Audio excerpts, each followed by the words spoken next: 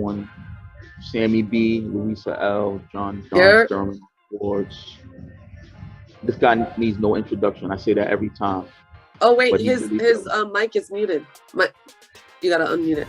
Yeah, my son is Oh. wilding out. My son is wilding out. I can Oh. come back in and out. Okay, got you. Oh, got okay. you. Got you. I mean, Sorry, we edit do everything over. anyway. This person, he's been on Sony. He's been on Battery Records, which is all under the Sony Columbia branch. He has a name out there in the Bronx. He's been on the mixtape circuit. I've known him for a long time. I shouldn't even say mixtape. He's a songwriter. He's a dope songwriter. He's a producer. He's worked with Remy Ma, Fat Joe. I think everybody from the Bronx, right, Mick? Yeah, I mean, you really don't need it because you do a lot of stuff behind the scenes. A lot of people don't understand. Your hand As a writer. as a ghostwriter, probably one of the most prolific ghostwriters in New York, probably. And just production-wise and stuff that you've done in music, and you just spit. You're just one of the top spitters, in my opinion, in hip hop. He goes by Mickey Factz. You know. Yo. Schmicky. If you know, then you know. If you don't know, then you got to do your research. How to learn. You have Got to learn a thing. Google. You have to the bing bong, or you have to bing bang, or you have to Google. That's it. That's all I can say. Mickey Factz. What's up, man? I'm good, man. How y'all, man? Great to be here. Thank you for having me. Thank you, man. Where do we start? Let's start with your background. You know, we always got to start with the background. How you came up? Yes. I came up in the Bronx, man. Bronx, New York. Went to school with Remy sir. Ma. Went to school with Drag On. You know what I'm saying? Drag On, nice. You know what I'm saying? I went to Stevenson High School. Was one of those MCs that was there, and Missy was trying to sign me back in 2002. Missy Elliott. And, Let them know. Let them know. I've had record deals on the table since I was 18, 19 years old. So I've always been one of those guys that's just been lyrically proficient. And then my big break came in 2007. You know what I'm saying? Go on. What was that? What made you choose? If you had these, you know what I mean? I'm like, you're cliffhanger over here. I'm like, what is this? Yeah. I'm just waiting. I'm like, Yeah, man, you're like, Okay. what's that? I apologize for that, Louise. So basically, as an MC, I started rapping over different styles of music. I don't know if you guys remember the Geico commercial with the caveman. There was a particular song underneath it called it was by Royce Cop. You Remind Me, and I rapped over that. And when I rapped over that, I started to get a lot of more traction and followers. And then I rapped over. There was a remix to the Fall Out Boys Arms Race remix. And Kanye had produced it, and actually it was 88 Keys. He produced it, and they just kind of superimposed it. Yeah. I took that and I rapped. One time. And then I rapped over it, and then the Fall Out Boys reached out to me, and I was able to be on the official remix with Kanye and Lil Wayne. And then from there, I just kept doing music that was outside of the box. And that's when I got my first feature in Fader magazine at the end of the year, along with the Pharrell co-sign, you know what I'm saying, from knocking out some of his music, you know what I mean? Amazing. Sure. That's awesome. Yeah. When did you first get into music, actually? I first got into music in around 1998. I recorded my first song in 1998. I was 16 years old. okay, quick question. Sorry to cut you What's off. up? I'm in Canada, so completely unfamiliar. Are you a rapper or singer? I'm an MC. I'm a rapper. Okay, got you. Sorry, man. Sorry. You good? Go ahead. Yeah, my engineer, he's from Canada, so he only knows. Oh yeah, so you know Drake. Yeah. Yeah. Press you know. Yeah, I did a record with Drake. I put Drake onto the blogs. I was that guy, so you're welcome. Say less. Oh. But remember, before Drake was Cardinal Official. Remember that? Cardinal Official? Don't even speak of that guy, bro. It's horrible. Shout out to Cardinal. Shout out. He's an executive now, right? I think he's over in the. He's on a show, I think, too. He's hosting on a show. Oh yeah. So Mick, man, you know, I actually brought you on because I know you have big things going on. The controversy, not to speak on it, but you've been doing your thing on social media lately. You know, actually for over like a year, you get a lot of hits on social media on the IG. You've done interviews on your IG, and I've seen how you know, like I said, I've been a fan of yours for a long time. I've seen how you kind of progressed with your lyrical skills and the you know, the writing different songs for different hip hop artists. What made you transition to be like more vocal on social media? I mean, I've been vocal on social media since MySpace. Like when artists, there was a separation between artist and supporter / fan. That was never me. I was always intrigued that I can have a direct line to communicate with the people that was interested in my music. So I was one of the first people that was on beta of Twitter. Like, I've been on Twitter since 2007. Like, so I've been ahead of the curve with pretty much every iteration of social media advancing from the beginning. When Clubhouse just started, I was like one of the first 100 people on Clubhouse. You know what I'm saying? So because they know I'm always engaged on social media, to the point now, you know what I'm saying? Like, I have my own media company dealing with podcasting, and I started my own school for lyricism because I've always been engaged with the people. Gotcha. Let's transition into that. You know, talk about the school, because I want to know more about that. You know, you've already got a lot of students, and I said I was going to bring you on to really speak about that because that's very important. What made you want to open up a hip hop school? Well, you know, for me, hip hop has an age limit, sadly. No matter how many times people say, you know, look at 2 Chainz or look at Jay, you know, the younger people always look and say, you an old nigga. So for me, I was like, I need a space to retire to. And not only for myself, but I need the older artists that are going through their trials and tribulations. I need them to come and retire to my space as well. So I reached out to Masterclass to see if I was able to get a masterclass. And they basically said, in short words, don't call us, we'll call you. So I took it upon myself. I was like, well, I need to get into the education space. This is the space that I want to retire to. And for me, you know, it was very difficult. So I said, okay, if Masterclass says no, and the academic space within the university say no, I need to create my own school. So I went out and hired a curriculum editor. I hired a trademark attorney. I hired a music theorist. I hired my boy Chilla Jones, who's a battle rapper. And then I hired a mental health specialist, and we came together to create Pendulum Inc., which is a school for lyricism. We teach lyricism from the beginnings of a foundational standpoint, as well as advanced techniques. We have over 80 classes, and currently we're at 55 students. I'm trying to stop this at 60 students. And we teach everything from punchlines to metaphors, to entendres. We teach theory on flows. We teach style. We teach the mental health capacity of it. We have business classes. We have content creation classes. We have battle rap classes. And we also have a legendary MC at the end of every month that comes in and teach. Yesterday, we just had Inspector Deck come in and teach an entire class. And he blew everybody's minds away. This month coming up in April, we have Fonte from Little Brother coming in. And we have MCs pulling up every month. At the graduation, we have Bun B as the commencement speaker, and we're going to be handing out degrees, catered food. It's open bar. It's going to be unlike anything anybody's ever experienced. Okay, definitely you got to send me the information on that. It's going to be in New York City? It's going to be in Atlanta, at the gathering spot in Atlanta. Okay. So New York is in Atlanta. Definitely send me the information on that. That's big, man. And it's in a credit school? Credited everything? Like, how did you go through? So accreditation is a little different, because the thing about it is, to get accredited, you have to dress a certain way and you have to look a certain way, and they fine comb through everything that you have to make sure it looks good. And I don't know if that's hip hop.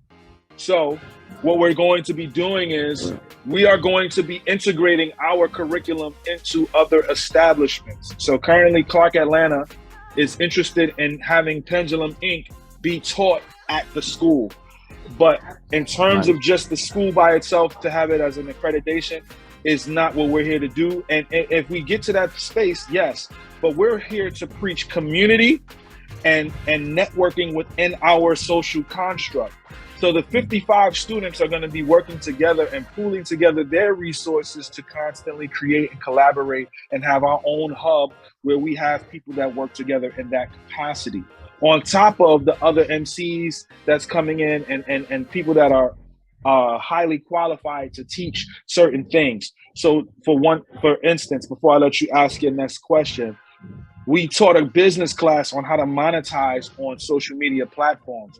I had a TikTok influencer who has over 1 million followers come up and teach people how to create and interact and make money off of TikTok by creating content. So we do things on that level. And they're all able to constantly communicate with our people that come in to continue their brand and move forward in that space. Nice. What, you brought up something earlier, and I know me and you've spoken behind the scenes about creating your own. And, what made you kind of like take that full-fledged? I know you said the master class, when they said no, you pivoted and you was like, all right, well, I got to create something, because they're a tech company, right? Or like an education company. And so you didn't really fit their mold. What made you kind of like be like, okay, I'm going to take this into my own hands? Because, and how did you figure it out to get the right type of people to figure it out? It's been like that for my whole career. When doors would have been shut in my face since I started making music in 2007, 2008. I wanted to get on the mixtape DJ scene. And honestly, they was not letting me get on. You had to pay to get on. They basically told me the same thing. I said, you know what? You're right. Absolutely right. I'm going to the internet. Well, all the gangsters said that the internet was for nerds. I went to the internet.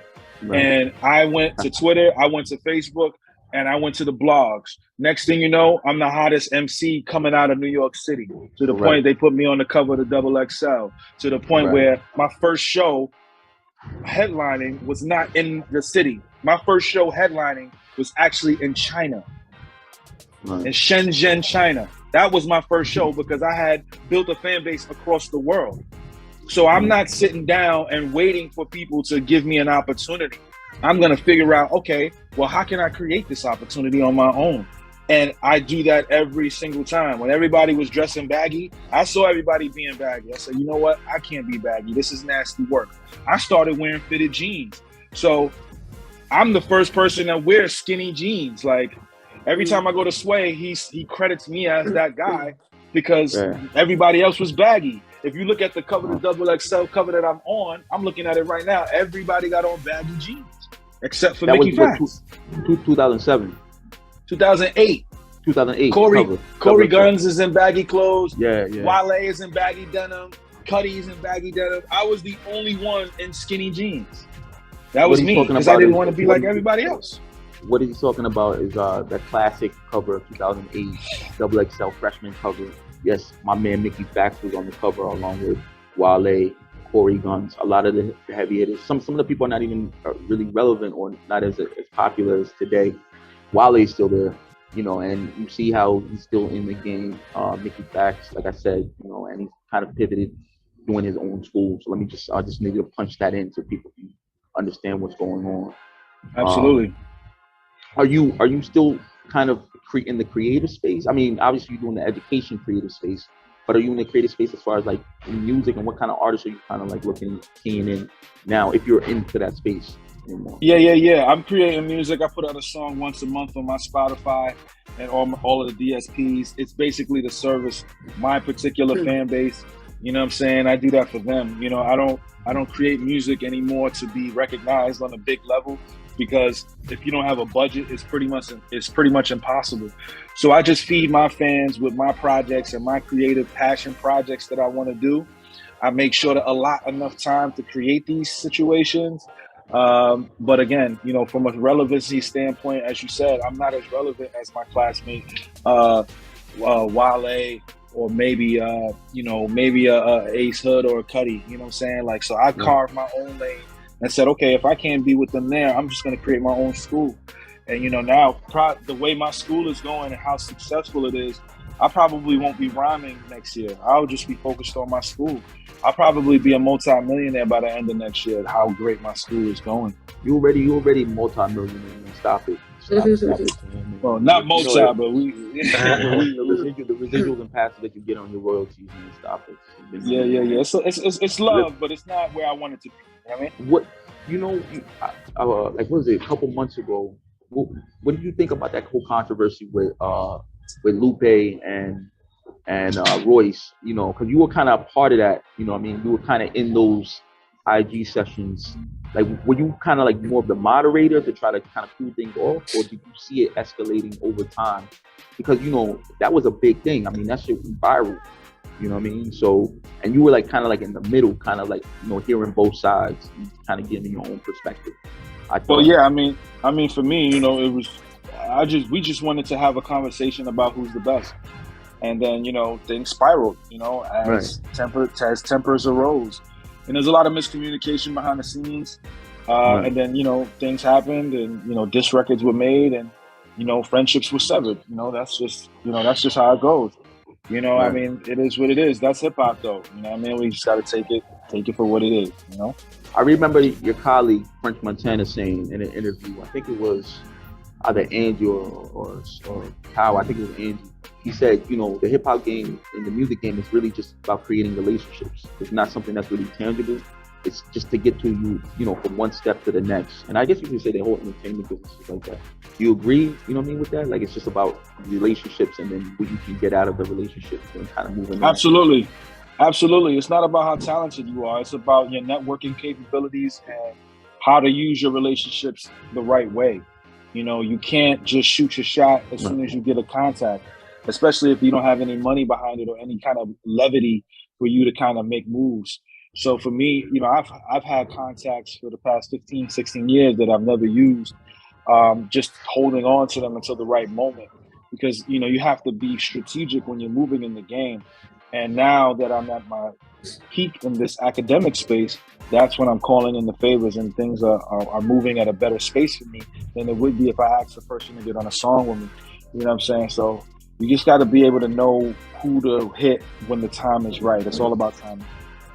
Got you. What would you want to tell me, like, any upcoming artists, the Generation Z, that's what the generation now, like, what would you tell them, as far as, coming into the space of hip hop or any music space, what would you want to tell them? What guidance? I would tell them never take no for an answer. And I'd rather get a no than not no. So even if you do get a no and you don't want to take it for an answer, it's best to always ask, you know what I'm saying? And figure it out. Always try to figure something out. It's always a way to figure something out. Use me as an example. When I was turned down by the mixtape space, I said, okay, I'm going to go to the internet. You know what I'm saying? Like, when the blogs turned me down, I said, okay, I'm going to put out a song for free every week. And it's not going to, you can't deny stuff like that. When Masterclass turned me down, I said, okay, I'm going to create my own school. So you have to do the things that, work well for you and create your own space if people turn you and your ideas down. Well, like, I think also too, you put out a lot of mixtapes. I know, I didn't know that they was turning you down. You was on so many mixtapes. My favorite mixtape is that I Am Legend, like the one that you put out, you know what I mean? And that was actually like more like a promotion. That wasn't even nothing that, but that kind of shot you out of there as a lyrical phenom, in my opinion, you know what I mean? Because you just standing with the best of them, you know what I mean? As far as holding your own, being from New York, being from the Bronx. And I just thought that, that was like a creative way to go about, because I Am Legend. And then you had like the DJs. I think Enough was kind of like co-hosting that, right? Like a DJ Enough. Yeah, that was I'm Better Than You. Yeah. I'm better than you. Yeah, DJ Enough did that. You know what I'm saying? Yeah. He held it down. Yeah, and so, that's dope that you were able to, kind of pivot and use the DJ platform for that. I mean, listen, I know you have to be out. Like, what would you want to say about the school and just tell the people, viewers that come on the podcast? Oh yeah, absolutely, man. I mean, definitely. Listen, this podcast was fun. I had a great time with some great questions. If you are interested in the school, go to penduluminc.com. pendulumink.com. Check out the professors. Check out the website. Fill out an application. It's free. If you're interested in enrolling, we only have 5 seats left. Once we get to 60 students, I'm not taking any more students. So, until next year. And the next year is going to be even crazier. So I'm suggesting people sign up now. And just, it's a great place for community. It'll be great for you to pull up. I am legend. Nikki, where are you based now? So everyone knows. Yeah, I'm based out of Atlanta now. I'm from the Bronx, but I moved down to Atlanta during the pandemic. Oh, I see. Okay. I am. Nice. He's a legend, mixtape underground legend in general in hip hop. Yes. Nicky Factz gonna get a one time. One time. Pendulum Inc. We will put that up so people can kind of 5 more spots. He said, he's letting you know, man. You guys, anybody who's trying to learn, trying to increase their academia knowledge, this hip hop game, this upscale, definitely should be a part of that. And we thank you, brother. Thank you. All right, guys. Thank you. Much love. Peace. Thank you for having me. The Cast Podcast, Sammy D, Louis L. Yeah. On the boards. Y'all. Hey guys, definitely tap in as we go on different lives. I'll be going on lives during the week, different days, sometimes daily, sometimes on the weekends. Just definitely tap in, see what your boy EcoFire Sammy B is doing. All right.